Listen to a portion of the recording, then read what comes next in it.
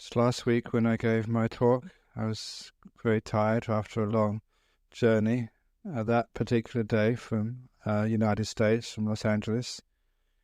Even though I've been working very hard the last week, I'm very rested. And so I thought it might be a good opportunity to give a more powerful talk than usual. Simply because as a monk, you want to change things around. I do get a bit tired of telling the same old jokes myself and talking about two bad bricks. And so while I was in the United States, I was not just talking to people buying a book. I was also visiting many monasteries and teaching some deeper teachings there.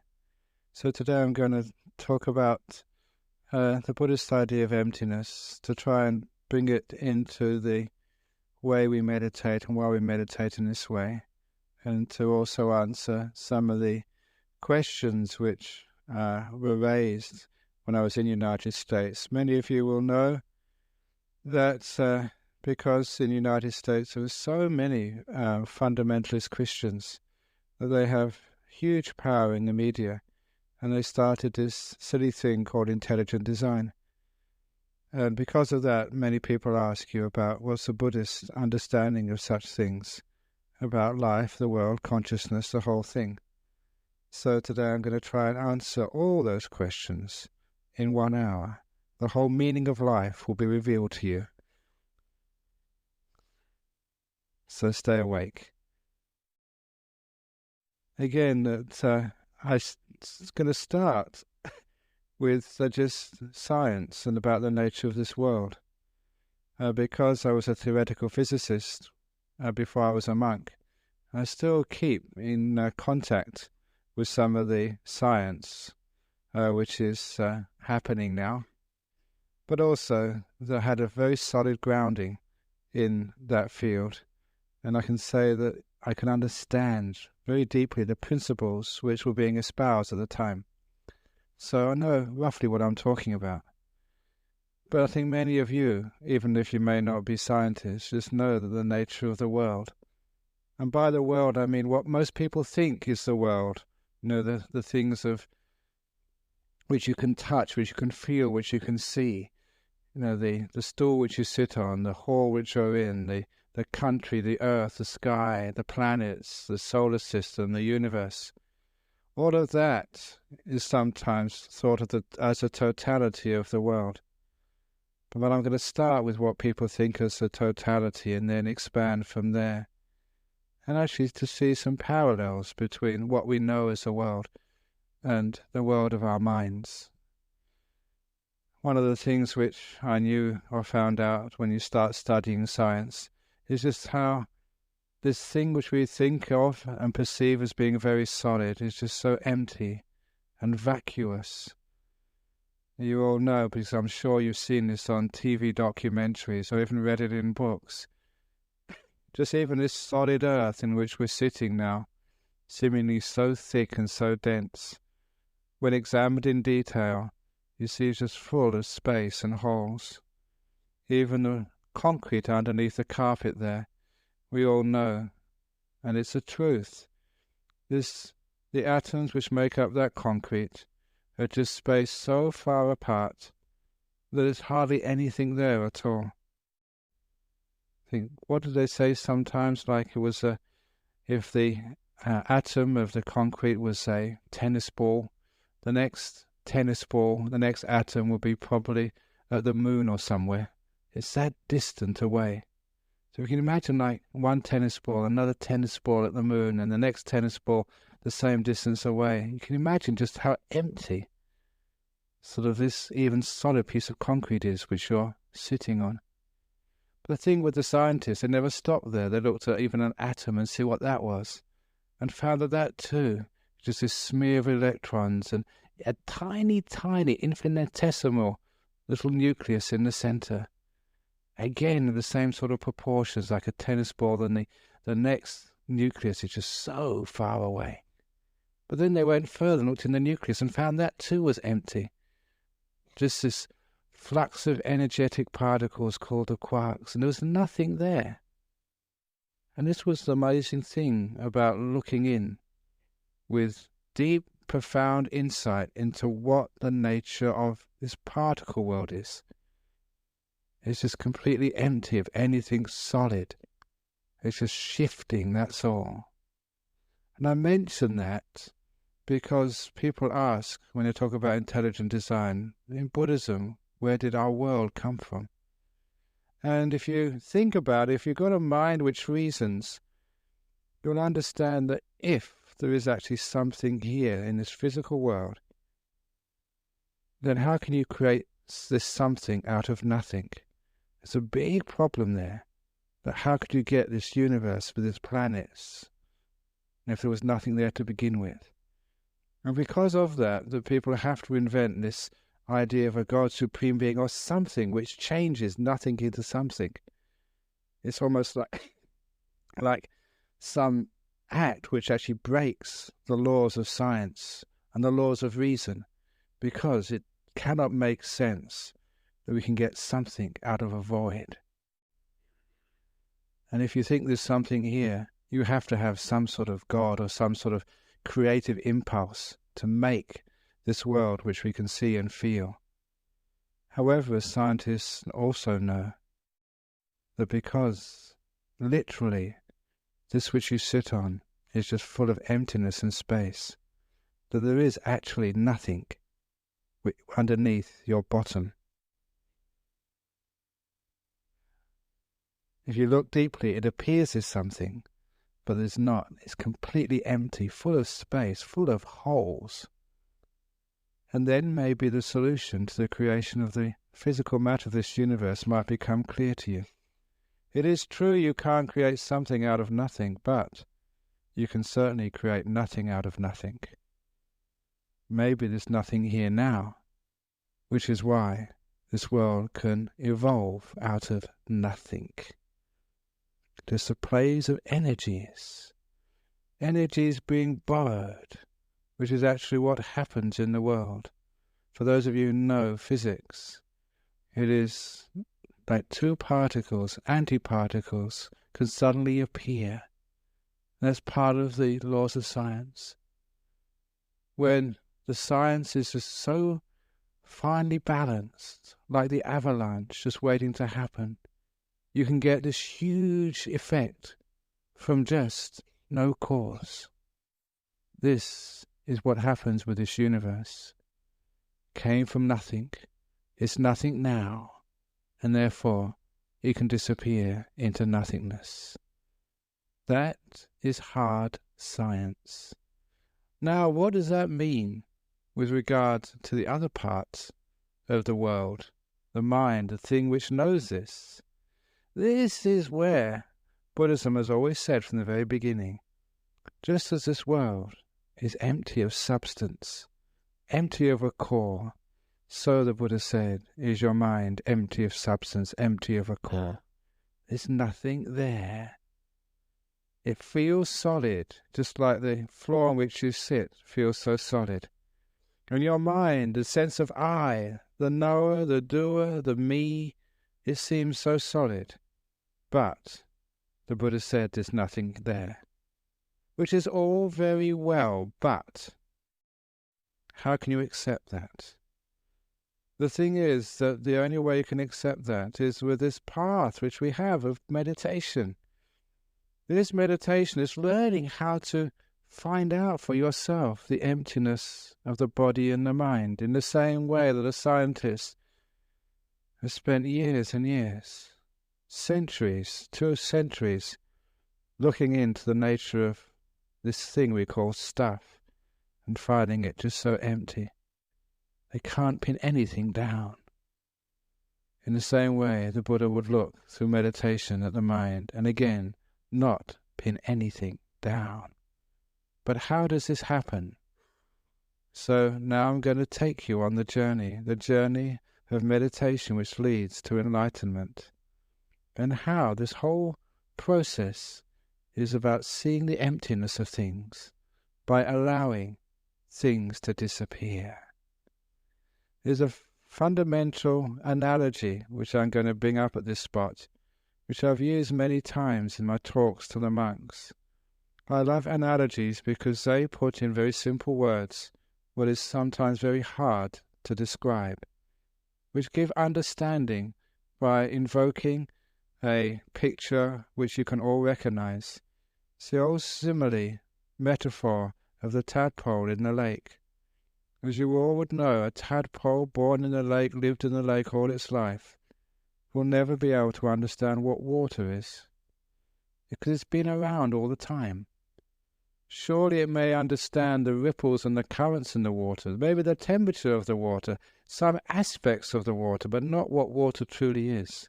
How can you, when it's been there with you all the time?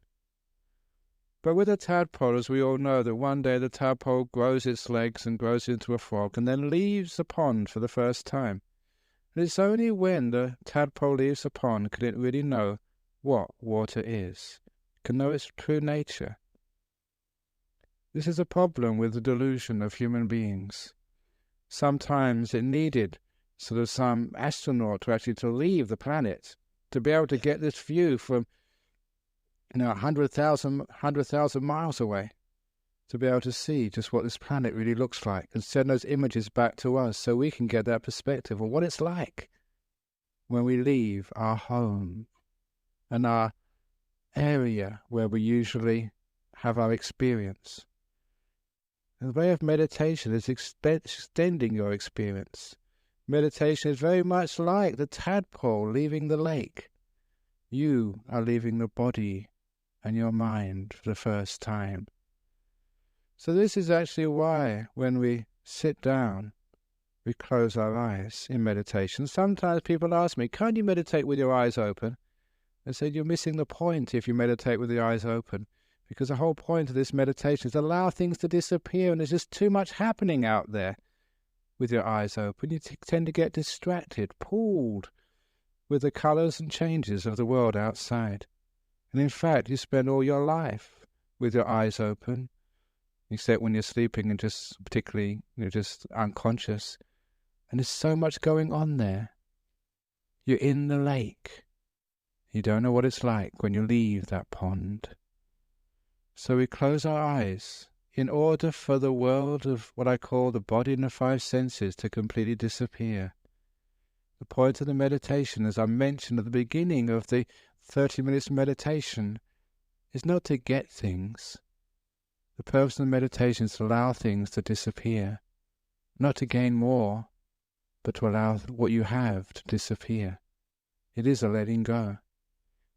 And this is why what happens when you even close your eyes, many things which usually occupied your mind disappear.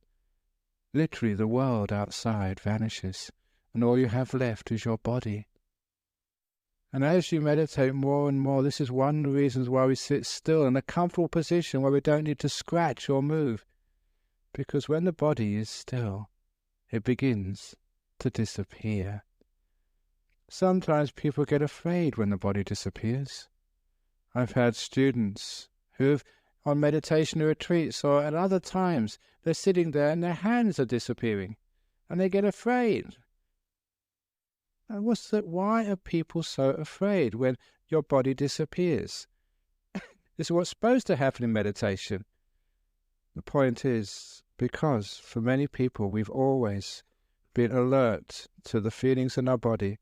When it disappears, it's just strange, that's all. It's like the tadpole leaving the lake.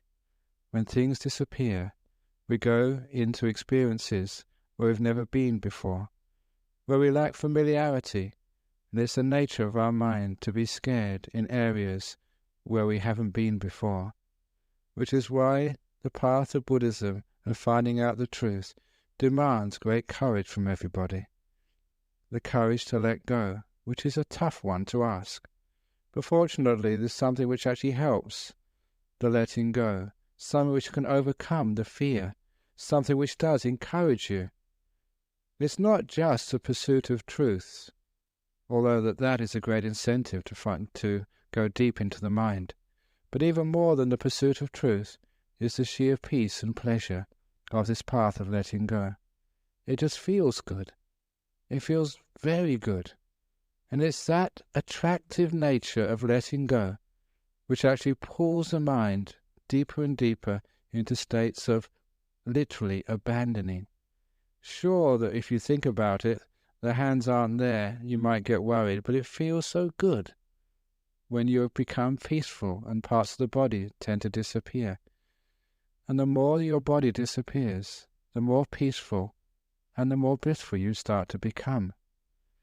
As you get deeper and deeper into the meditation, there are many times when you can't feel your body at all, to the point that when, even if a mosquito landed on you, you wouldn't know it. Even if it puts its nose into you, you wouldn't feel it. Where there's no itches or aches, no heat nor cold, where the body starts to completely disappear. These are wonderful states of meditation, simply because when you have nothing to worry about, it's like finishing the work on the weekend. Many of you have been working hard, and now it's the weekend. You're free of all that business. Isn't that a delight of the weekend? Soon we have our holiday period, vacation. You don't have to go to work on a Monday morning, at last, free. When you understand what happens when your body disappears, you understand that this body gives you so much work to do. I usually tell this little exercise now that sometimes you have to scratch your nose, sometimes you have to play with your hands, sometimes you have to move your body backwards and forwards, sometimes you have to scratch and move your jacket, sometimes you have to blink your eyes, sometimes you're scratching your lips. I'm just describing what I'm seeing because everybody's moving all the time. You can never stay still. Why? Why do you always have to scratch something or move something? Scratching your arm, moving your legs, moving your knees, scratching your foot. Just all of these things you do. Why? Because this body will never give you a moment's peace.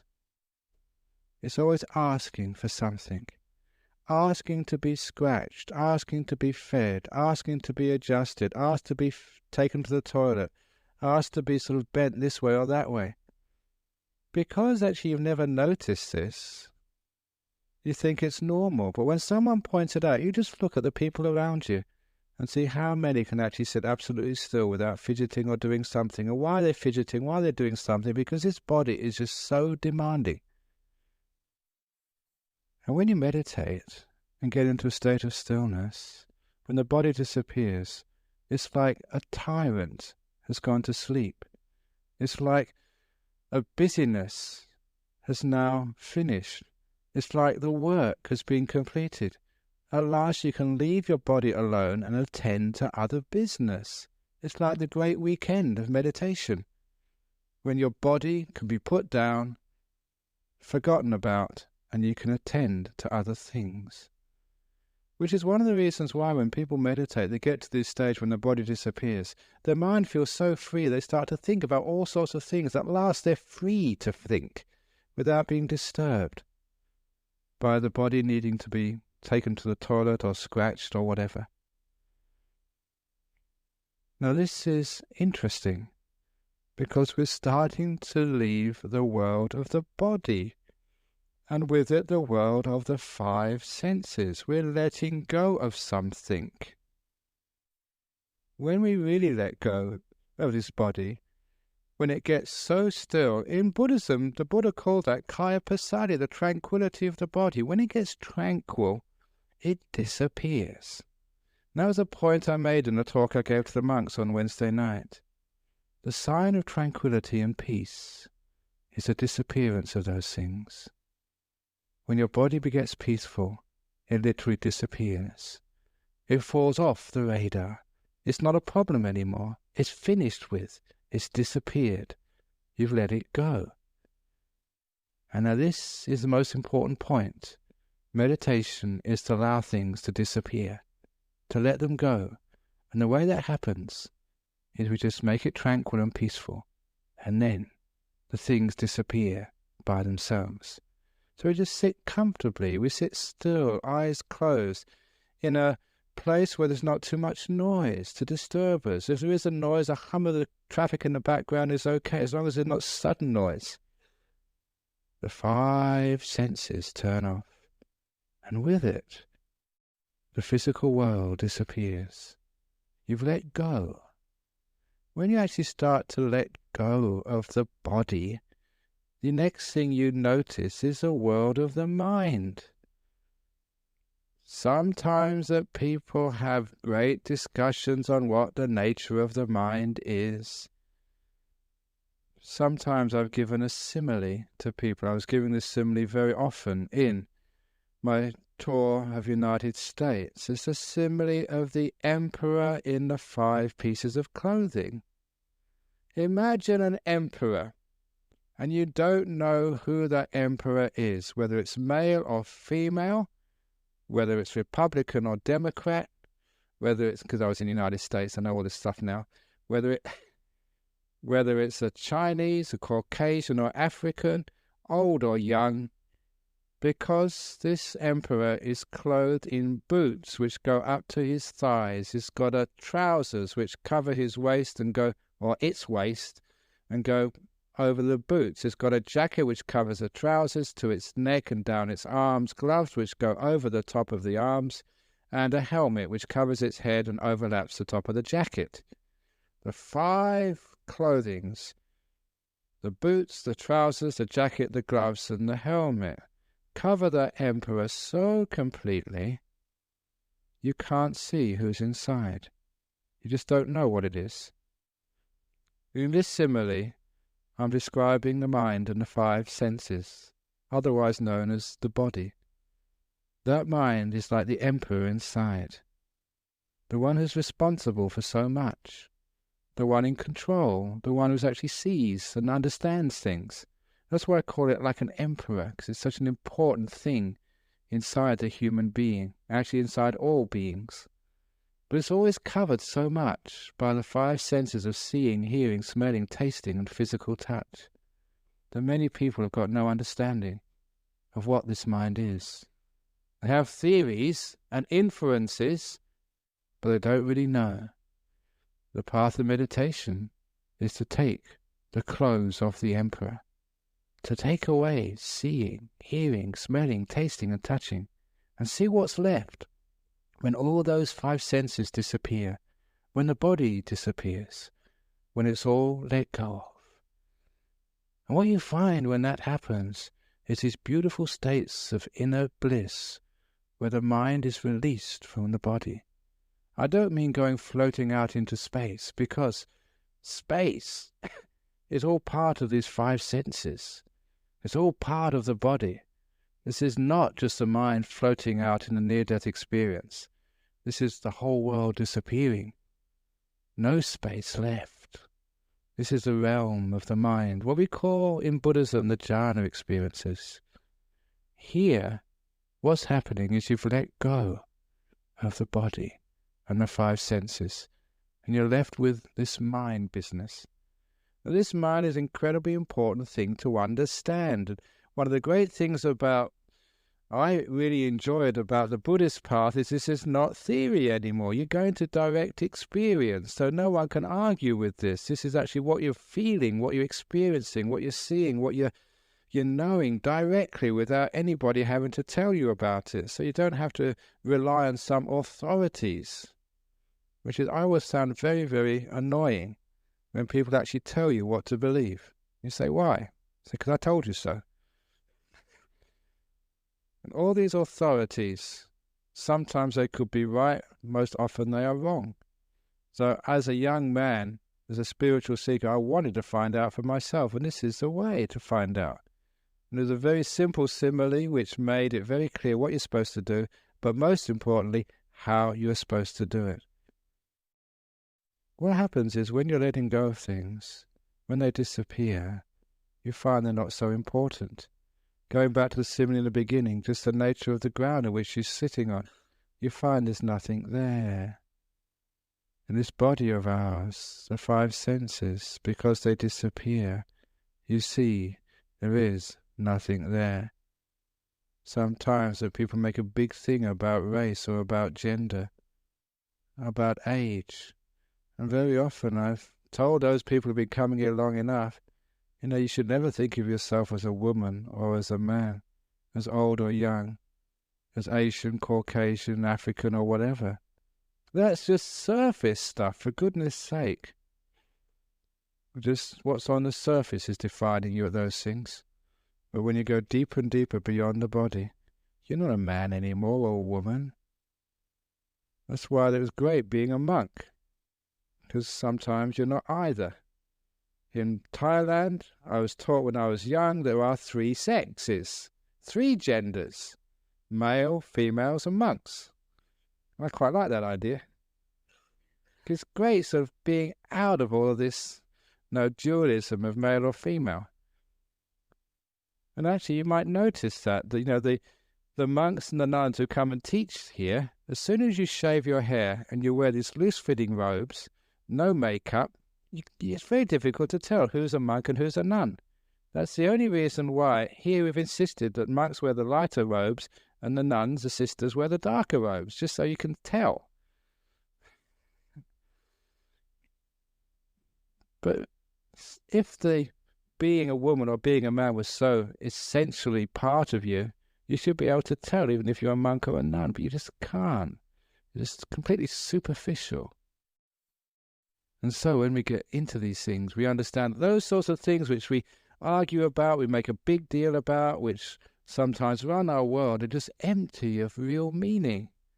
When they're empty of real meaning, we can play with them, we can leave them alone because they're not substantial, they're not important, we can leave them alone.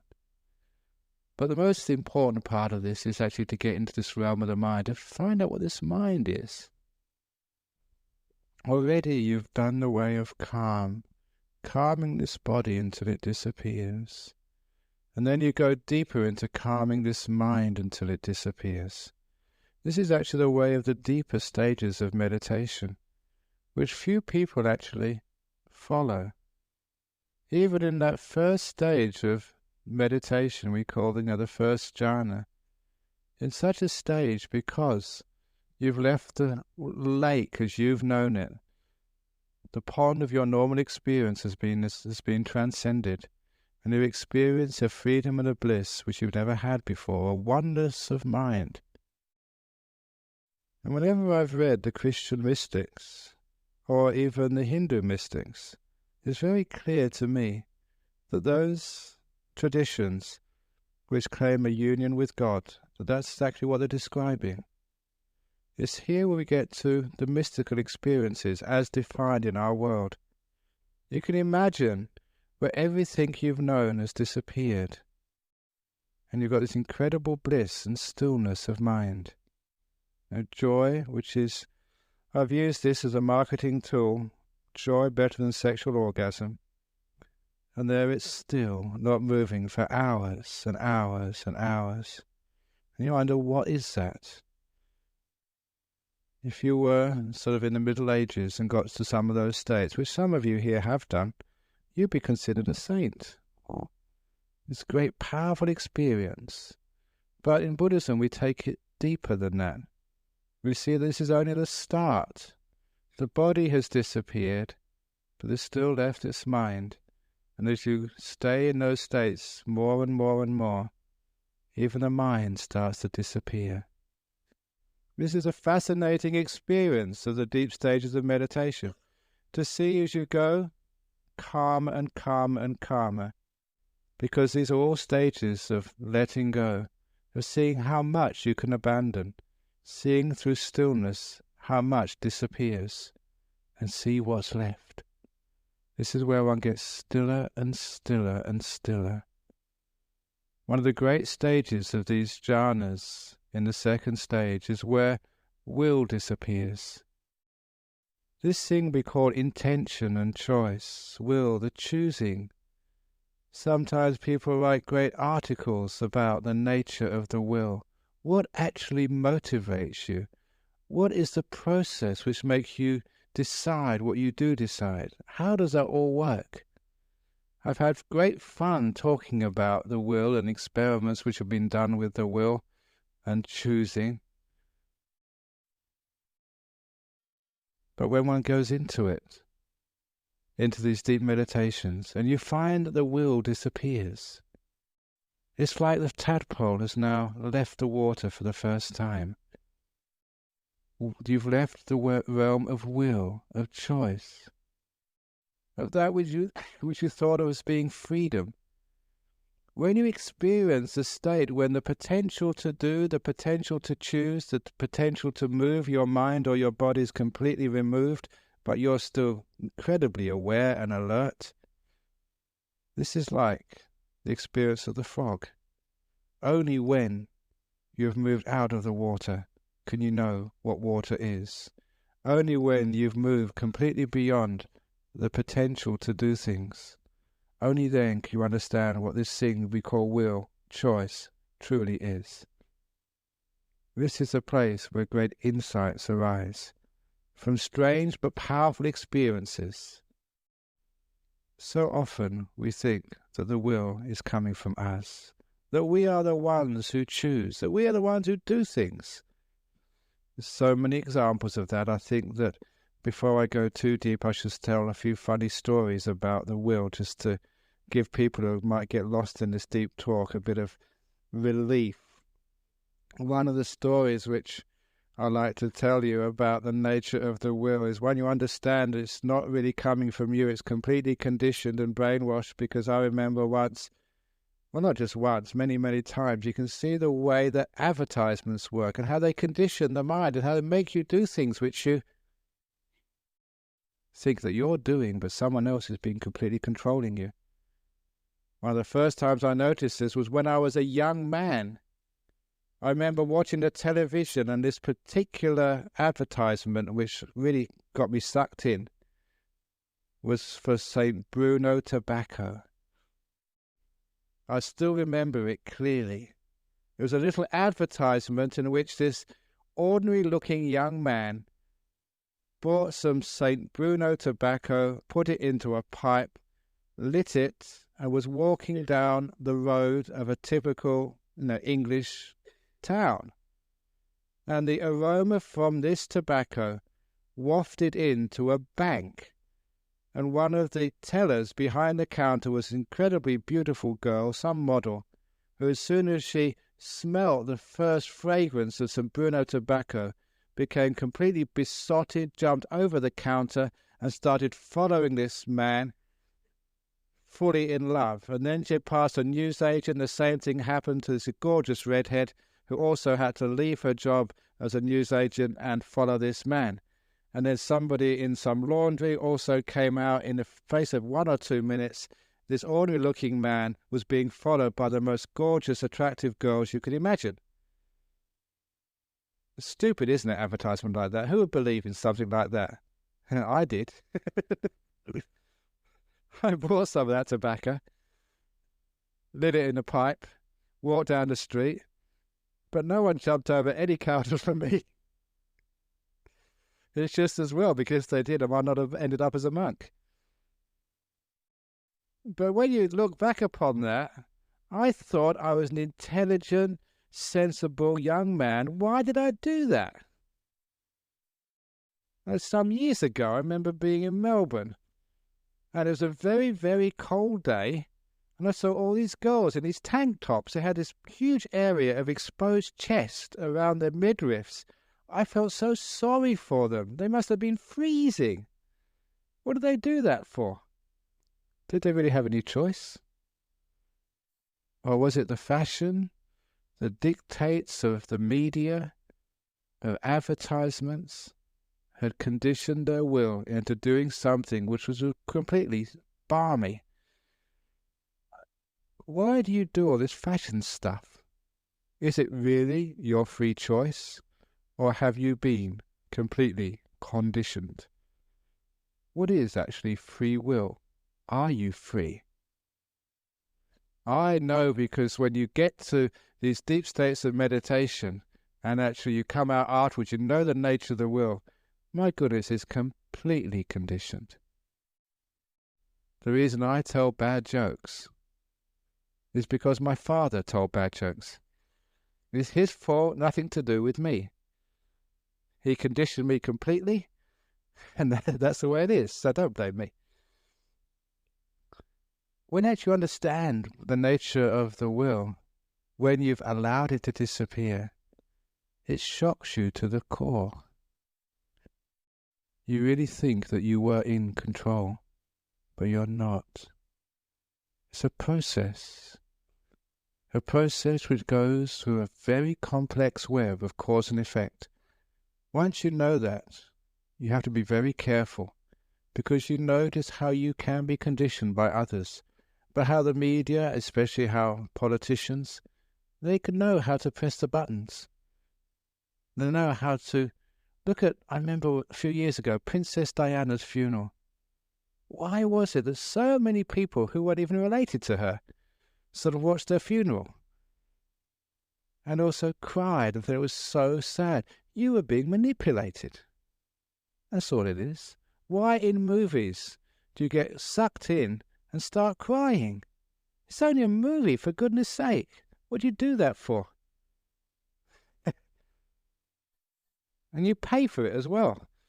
It's crazy. But a lot of this, you can see that the entertainment industry is brilliant at being able to control people. They can control your emotions so easily. Even if it's a Christmas time, you're going to control your emotions. You know, for those of you who come from the Caucasian background, you see a little Christmas tree, a few carols, and you start getting all soft and mushy. It was great when making use of that, because I know the way the mind works so well that when I was going in England, even the first time that people weren't at all sort of used to seeing a monk, but I would say Merry Christmas, and that put them in a difficult spot. Because there's no way, they had to say Merry Christmas back. Even in the United States, in some places in which were very heavily Christian, you just say good morning to somebody. Psychological pressure, they had to say good morning back.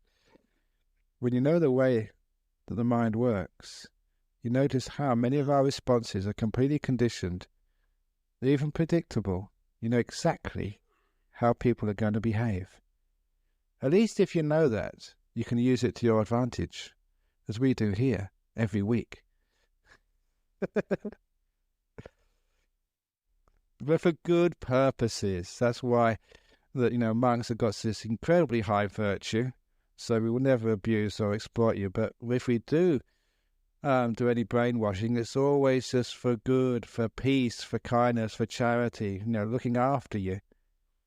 And it's true, because wherever you go, that actually affects your will. If you listen to these teachings long enough, you will become enlightened yourself, simply because you can't avoid it. Your will gets reconditioned. I've been doing that in my monastery for the last 10, 11 years since I've been the abbot. Putting these suggestions into the minds of my monks to be peaceful, to be virtuous, to be kind, to be peaceful. And it works, as I'm doing it for you.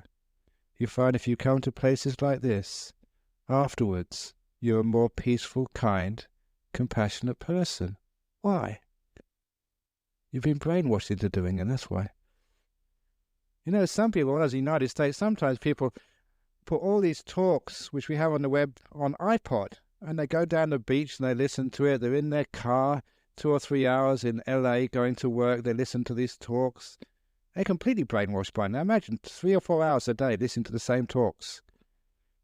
It's not that you just hear the jokes again and again, the message. The jokes are just a sweetener. The message is peace, kindness, compassion, all those sorts of things. So understanding just how this always works, you can also recondition your own mind. And this is something which I've been using for the last few years. When you understand just how the mind works and what the will truly is, you can play with your own will. I call this programming mindfulness. If you've got some bad habit, say that you're always arguing, with your partner, always saying these snide remarks, which is quite common when you've been married 4 or 5 years or more. And I've heard it. It's crazy that people love each other, but again, this bad habit of always finding fault, pointing out the other person's weaknesses. So all you really need to do when you see any bad habit, the reason you do that is just conditioning, that's all. It's just you've done that for so long, it's just the way you do things. So in order to reprogram the mind, I tell people, when you're feeling quiet, calm, relaxed, only those times when you feel good, you got a bit of energy, not when you're stressed out or burdened with so many other things to do. In a calm, quiet time of your day, think of that problem and just tell your mind, When I meet my partner, I will never say anything hurtful to him or her. When I meet my partner, I will never say anything hurtful. When I meet my partner, I will not say anything hurtful. You say that to yourself. I usually do this 3 times, paying full attention. It's most important that the attention which you give to what you're resolving is full, listening completely.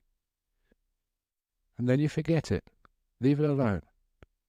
And you'll be so surprised that when you meet your partner, you're about to follow the old habits of saying something mean and nasty. But the thought comes up, no, I will say something nice, and you do. That thought which you may have imagined was on the spur of the moment came because you programmed it in there. You put it in there, sometimes days before, and now it's come up. It's a great way of understanding how to change behaviors, even with smoking, drinking, or whatever else you think it is. Whatever is a bad behavior, something you want to try and change in your life, try programming your mindfulness.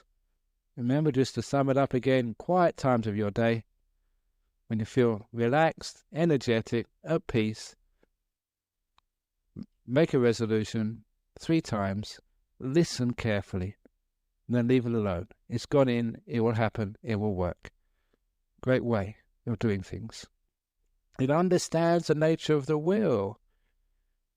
So as you go deeper in the meditation, the potential to do disappears. The will has vanished. Remember, this meditation is all about being still, being peaceful. And it's this will things which keeps on moving the world. It's a strange thing, I was mentioning this today, that the nature of the Western world, we're very willful. One of the reasons we're willful is because we are neurotic fault finders. I don't know what it is about our Western world, but because we're always finding fault, we're never satisfied with ourselves, with our partners, or with life. Because of that, we're always so active, trying to change, develop, and make things so-called better, that our civilization has done so much, we've built so much, we've got so much technology, but we can't ever stop. We can't ever stop to enjoy what we've achieved. Our Western world is completely neurotic in that way. It works ever harder and harder and harder, more and more things, more and more inventions, more and more work. Why? Why can't we say, this is good enough? Don't know how many of my so-called disciples were very happy in their house and they decided to buy a bigger house. So investment for the future. No investment for the future always means more housework, that's all, more worries. Why always trying to change things? We don't have any appreciation of what we already have. We're always seeing the faults. And it is the same when we look at ourselves. Too many people have lack of self-esteem. And I think there's a huge correlation there, an absolute correlation, I would say, between the pace of our life, which is fault-finding, trying to make things better, because we never actually experience or appreciate what we have, and sort of the lack of our own contentment. We don't think we're good enough, so we just want to force it, go more and more and more. The fault-finding mind drives our civilization. And at the same time, it creates this enormous angst, unhappiness, discontent inside the mind. To be able to get to those deep states of meditation, you have to oppose the fault-finding mind. Develop a mind of appreciation, of loving kindness. The door of my heart's open to this, whatever it is. The ability to be at peace with things, to appreciate things, not to see the faults, but to see the good things there. To learn from your successes, not learn from your mistakes, that I've been saying the last few years. This positive energy, rather than negative energy, is the only way you can get stillness and peace. This is good enough. What more do you want? If you start wanting more, there's no end. There's only an end with contentment, because contentment gives stillness, Stillness stops this doing, this wanting, and everything becomes calm. In the great stillness of the mind, that which wants, the will, stops. Often wondered about the nature of time. Time is driven by craving, by will. It's actually craving and will creates time. So the more we want, the more time is important. When we are not wanting anything, when we are still, time disappears. The whole flow of life stops. And I'm not just saying that as a theory, because that's what happens when you get into meditation. How many of you have sat still and experienced timelessness? 10 minutes, half an hour, 2 hours have gone by and you haven't been asleep. People can actually take photographs of you being perfectly upright. You haven't been snoring, perfectly alert. But time has lost its meaning. Why? Because you've been content. The mind has become still. Craving creates time. And for those scientists here who want to know this thing about the arrow of time, because the laws of physics can go both ways, why does things flow in one direction? It's because craving flows in one direction. That actually directs the movement of time. When craving stops, when the mind stops willing and doing, everything becomes very still. As it becomes still, just like your body disappears gradually when you stop moving, so does the mind disappear. The deeper meditations are seeing the mind vanish. It's those experiences of seeing the mind vanishing, and here I mean that which knows, the knower vanishing. These give even the more powerful insights. To see that even that which knows, that which does, just like the ground underneath you, is empty of everything. There is literally nothing there. When you see it vanish, you investigate deeply, you understand just how insubstantial it is. It is just a process, an interplay of energies, if you wish, just like the solid matter underneath you, just like this solar system, this universe, which any scientist will describe to you. In the same way, your mind is the same. These are the insights which people have in the deep meditations. It challenges us to our core because we think the evidence in front of us is that this thing is solid. Look, I can hit it. But the evidence is sometimes misinterpreted, misunderstood. It's not as straightforward as people would want to see. And sometimes it's not what you want to see. One of the great things about truth, never expect truth to be what you want to believe. There's too many people have vested interests in wanting it to be this way, wanting it to be that way. Insight takes you out of your comfort zones, challenges you, and sometimes makes you very afraid. Strange thing, but it's the joy, the bliss of freedom, which will overcome that fear. Even though you're losing so much of what you really thought you were in these deep states of meditation, it's so much bliss, so much profound stillness, that you can't avoid it. It's just too attractive. Freedom, real freedom, is just too attractive for you. So you just get pulled along as your mind disappears, as everything goes, as it really is, nothing left. When you understand about the nature of the mind, of consciousness, of knowing and doing, and seeing it that empty, only then can you understand just where did this mind come from, and where will it go to? When there's nothing there, even now, when you see its full emptiness, you will understand that it can come from nothing. And you can also, more importantly, understand you can go back to nothing. You can only do that if it's nothing now. You can't destroy anything. You can only change it. Even if you blow up a building, you've got rubble left afterwards. The only way things can disappear is they weren't there in the first place. This is why when we meditate, we allow things to disappear. As they disappear, we understand just how empty they were. As the whole world disappears, and with it your mind, then you can understand the deeper teachings of a Buddha. You understand if there's nothing here, after a while there'll be nothing left. All that arose will one day disappear and pass away. To end this story of emptiness, I want to repeat one of the great moments of my life with my master Ajahn Chah. It was a teaching which he gave me. Personally, I don't know if he gave this teaching to anybody else. No one else has told me he taught like this. But there was one occasion when I was going to help Ajahn Chah, this great teacher, at the sauna. Because Ajahn Chah was getting very sickly, we built him a sauna at our monastery in Thailand.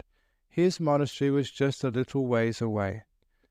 I was mentioning, just as an aside, that one of the great gifts of this teacher, Ajahn Chah, was he didn't just teach us to be monks. He taught the Western disciples how to be teachers. Because he got some land a little ways away from his monastery, and he told all his Western monks, here you are, you run your own monastery. Of course, we made a lot of messes, many times, and he had to come and sort them out. But that's the only way we could learn. And so that now, when I went over to the United States, when we went to Europe, there's so many monasteries of his tradition in the West. And they're very, very popular. Even actually, this is another aside, I'm going off on a tangent. I'll come back to the story of Ajahn Chah and the sauna in a moment. But the CEO of Ford Corporation, I think it's called John Ford, he's a Buddhist. But I always thought he was like a Tibetan Buddhist. But apparently he went to Thailand recently to negotiate the opening of a car plant in Thailand. And obviously he had to meet the Prime Minister, Thaksin, to discuss the plant. And when they had the meeting, instead of discussing the plant and the economics of it and the deal they're going to make with the government, the CEO of Ford said to the Prime Minister of Thailand, have you heard of a monk called Ajahn Chah? Because the CEO of Ford had read many books of Ajahn Chah. And of course, the Prime Minister of Thailand, his previous teacher was Ajahn Chah's secretary, a monk called Issarim Muni, because I remember him when I first went to Ajahn Chah's monastery. He was the secretary, the one who did my visa for the first time. But he left because he was too busy, set himself up, became a teacher in his own right, and was teaching the Prime Minister of Thailand. And of course, that meant that Thaksin also had a huge number of books of Ajahn Chah.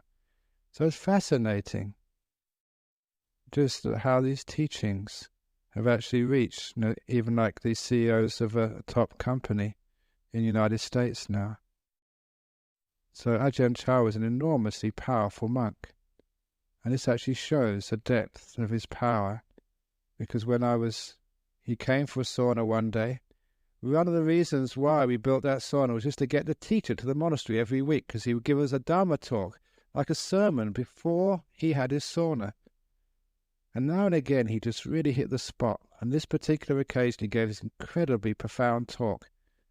When you have a profound talk and it inspires you, it's so easy to meditate afterwards. The whole mind has been moved in one direction. And so instead of taking my body to the sauna to help my teacher, I just went around the back of the hall and meditated. It's so easy to get into still, peaceful states when you're inspired. So there I was in the back of the hall, sitting meditation, enjoying myself, because when you meditate, there's so much bliss, so much peace. It's profound and it's deep. You feel that. It's beyond all sort of theories and dogmas and arguments about what religion is right, or what's the right tradition, or what's the right teacher, or what's the right thing to believe, or what. Just shut up and be still. And so when you are still, you feel it.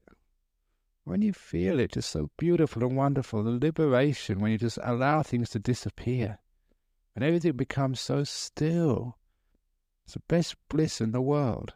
That's why I remained as a monk. That's why people become nuns, for that beautiful stillness.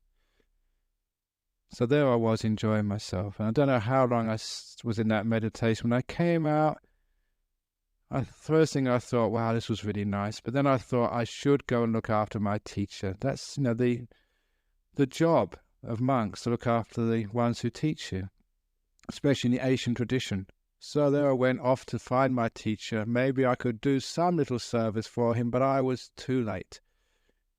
Ajahn Chah had finished his sauna because I met him on the path. I was going to the sauna, he was coming the opposite direction. And it was one of these wonderful encounters, with a great teacher, because he took one look at me. And I'm not joking that sometimes these great masters, they look at you, they look right through you, and you feel they're getting right into your mind.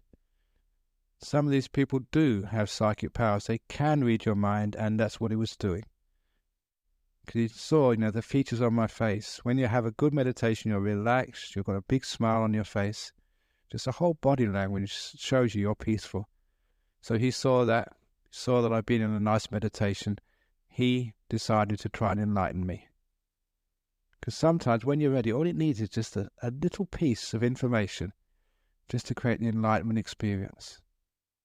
So he looked me in the eye and said, "Brahmavamsa, why?" That's how he said it. Sharp, right to the point. Why? The biggest question of all. And I promised you at the beginning of this talk I should tell you about the meaning of life. He was asking that question, why? I answered, I don't know. Because I was only a young monk, I was stupid, I didn't know what I was doing. I had a nice meditation, but I didn't really know what it meant. So I was honest, I said, I don't know.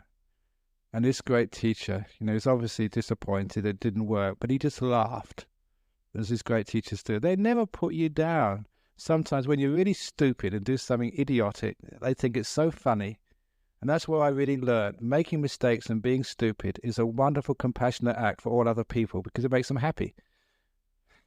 When you do something stupid. I remember this one time when I went up to see Ajahn Chah, I was just learning Thai. And because I needed some soap for the shower, I went up to him and asked for some soap in Thai.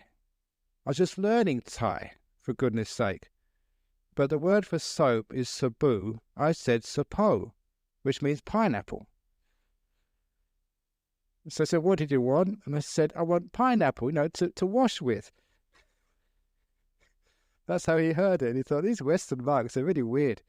Is it really true in England you wash with pineapples? He never let me forget that, but from that time I always knew the difference between a pineapple and a bar of soap.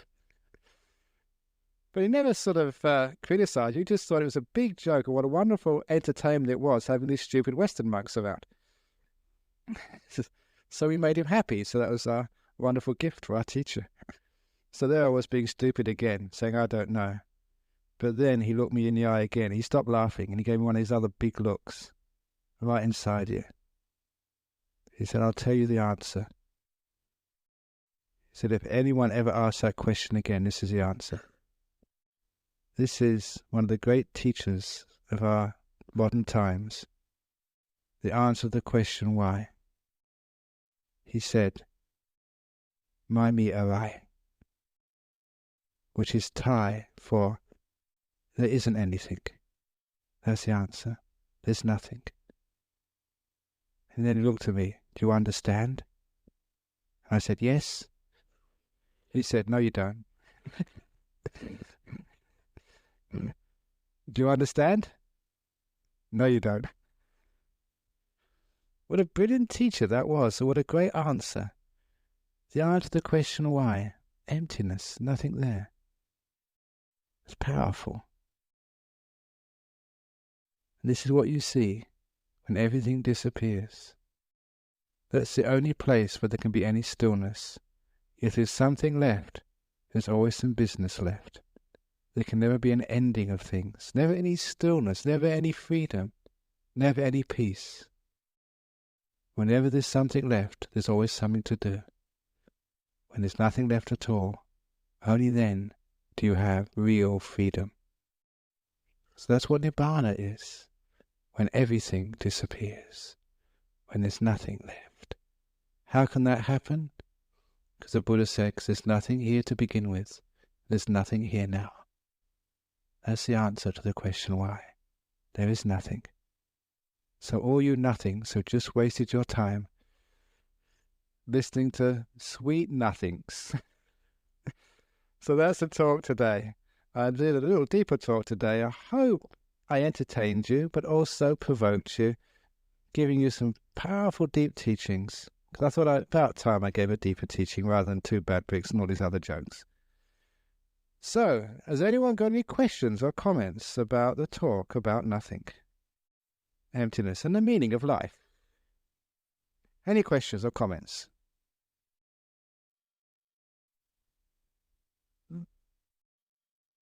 Yeah? That would be very cheeky, but also be missing the point. Because actually, I'm glad you maybe asked that question, because sometimes I've seen people ask questions like of monks or of teachers, and instead of getting a straight answer, you've asked a question back. I think that's very unfair, because, you know, if you're a teacher, you're supposed to be giving the answers. Students are supposed to ask the questions. So, no, that would be the wrong thing to do. I don't know if you've ever been in a teacher-student relationship, but if you go to somebody like a psychiatrist and say, why does it happen to me? And they say, why not? You know, they're not really doing their job. So they don't know the answers. They should be charging the fees, basically.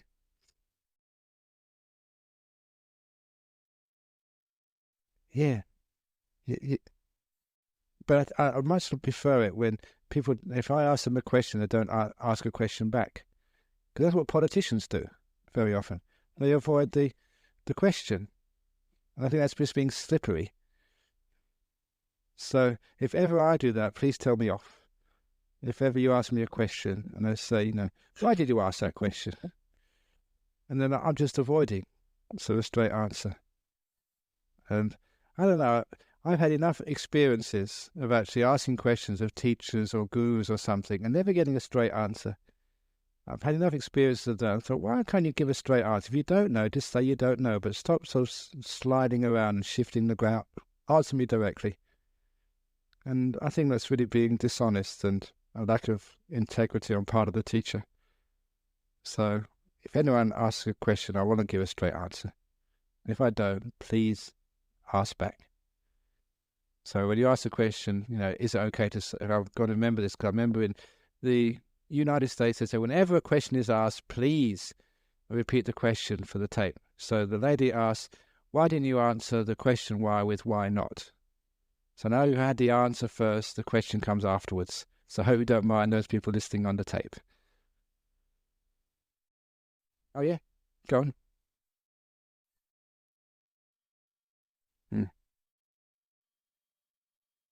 Yes, absolutely. So stop bothering, stop craving. Just shut up, sit down, and disappear.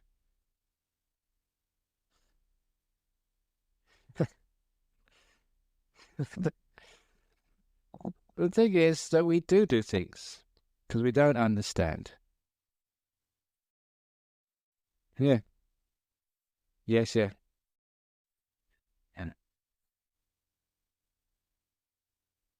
Yeah. That's right. You're saying that why bother if we have no choice? I think that's a question you're asking. Because you have no choice but to bother. This is all part of the beautiful process. Sometimes people say, if you've got no choice, why bother to even come to the temple? Because you've got no choice but to come to the temple. You try not to come to the temple. You try not to meditate. You try not to go into the pursuit of truth and peace and happiness.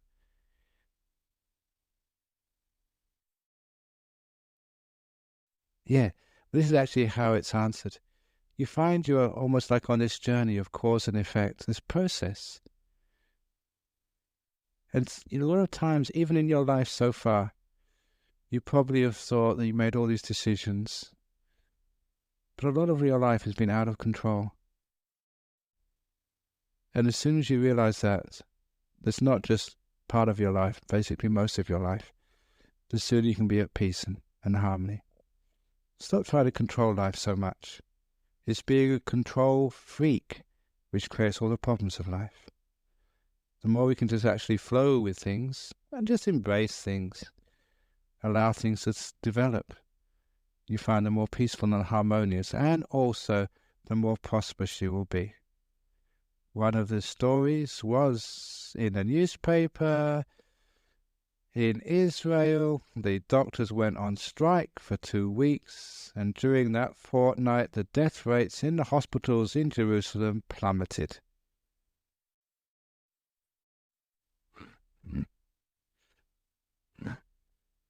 Sometimes the more we control, the more we mess things up. Isn't that so? In your life, even your relationships, the more you try and control your relationships, the more difficult they become. So it's a great thing about not controlling so much. And look at our Western society, which is so into control. And one of the nice things which I learned in Asian societies, the village societies, people just actually flow with things. And I was wondering, what's the big deal? We've got a house, is it good enough? We've got one water buffalo, we've got a field. They used to have this whole saying, there's water in the fields, there's fish in the water. What more do you want in life? And we had that simple contentment before, until we thought this is not good enough. So how much do you want? How much do you need? So after a while we found that contentment is the best way. But with contentment, the world disappears. That's the problem. People, they don't want the world to disappear. That's why they keep doing things. Does that make sense? Thinking, okay.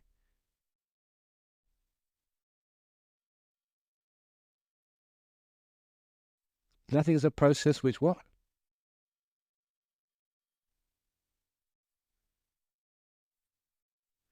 Yeah, okay. There's a process which is void of anything. I love the simile of just the nature of this physical world, because that is almost like a direct paradigm of the nature of the mind. So just because there's nothing actually physically here, ask any scientist, just a flow of energy, or no, basically even the energy is actually nothing there. A balance of energy, of negative energy, of positive energy, put them all together and just disappears, vanishes. Nothing is underlying the process coming out of nothing, really nothing now, will end in nothing. Isn't that very beautiful? Nothing is there, nothing gained, nothing lost. Okay, one more. There's a question over here afterwards, yeah. No, please, you've been thinking, so what have you got from your thoughts? Can anyone, of course, you have to be able to, yeah. Can anyone become enlightened? How do you become enlightened? Again, without meditation. What meditation is letting go. So you cannot become enlightened. You can't disappear without letting go of things. And what meditation is the path of letting go. You just sit here and just let go. You allow things to disappear. That's what meditation means. Allowing things to disappear. So, obviously, you have to let things disappear to get into nothingness. So that's why we meditate. Just we're still. When you're still, the whole world disappears. When you move, you create the world. That's why we create such a big world, because we move so much, we move so fast. So what are we creating? We're just creating this turmoil. So I think if the world knew more stillness, and people just didn't do so much, rested more, and because they didn't have such a fault-finding mind, a more grateful, appreciative mind, I think we'd have more happiness. We'd have less progress, but more happiness and peace. Take your choice. Yeah.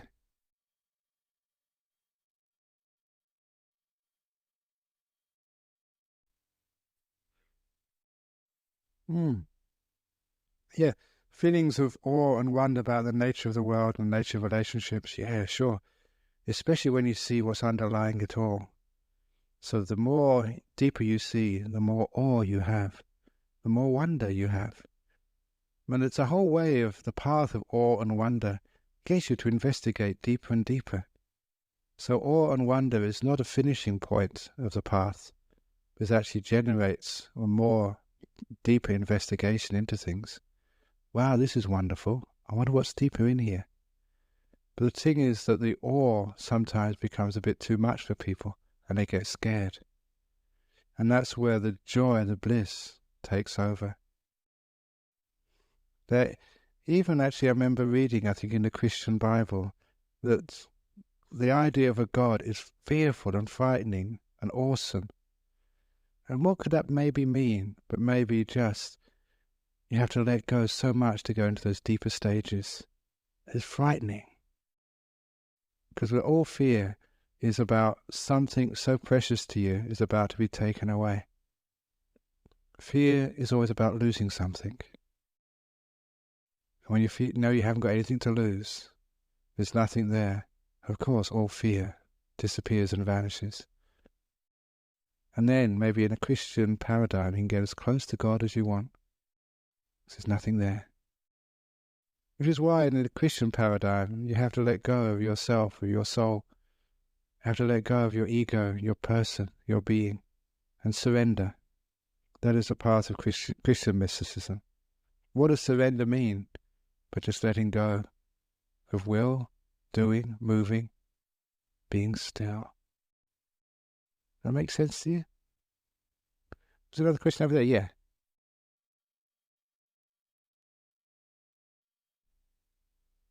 Okay.